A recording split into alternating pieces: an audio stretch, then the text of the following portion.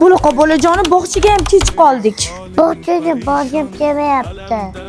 Bolajonim, bog'chaga bormasang bo'lmaydi. Bo'lmasa men ishlamayman. Yetimchini o'zing bilan olib ketgin, uyga tashlab ketmagin. Aka, ne unaqa deysiz?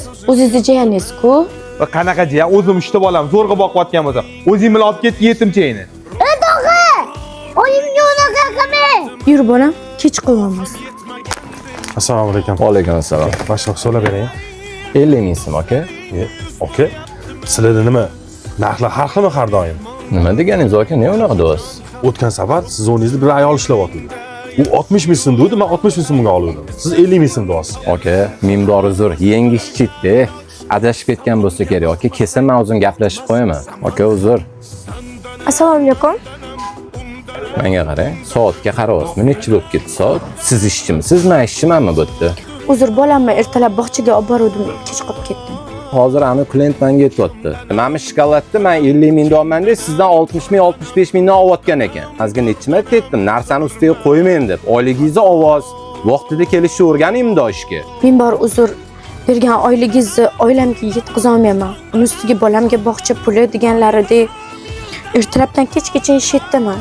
Qarolmayman farzandimga. Uni ustiga bilasiz xo'jayinimga ular. Ertaga ertalab kelsangiz, men bitta assatkani olamiz deb hisob-kitob qilib oyligingizni beraman, qaytib chiqmayman bu yoqqa ishga umuman.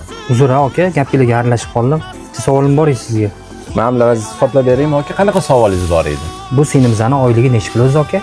2 million aka. 2 million pulni nimaga yetkazadi hozir? Hech narsaga yetayotgani yo'q-ku. Bog'chasiga to'lasimi bolasini yoki oilasiga ro'zg'orlik qilsinmi? Pulni normalniy qilib to'lab qo'ying oyligini. Keyin shu ishni qilmasin bu. O'g'irlik qilmabdi-ku aka. Nima buni ishdan ketkazasiz asatga ko'tarib? Bitta narsani unutmang. Har bitta boyda bitta kambag'al haqqi bor. Assalomu alaykum. Keling. Assalomu alaykum. Mahalla boshida magazinda ishlaydigan Muqaddas degan ayol shu yerda turadimi? Men akasi bo'laman. Shu yerda turadi. Birpasda o'ynash topib oldimmi? Kecha singizni gapini magazinda eshitib qoldim. Oyligim yetmayapti, bolam bog'chasiga yetkazib olmayapman. Ozgina qiynalib qoldim deb aytdi. O'shaning uchun ehson olib keldim.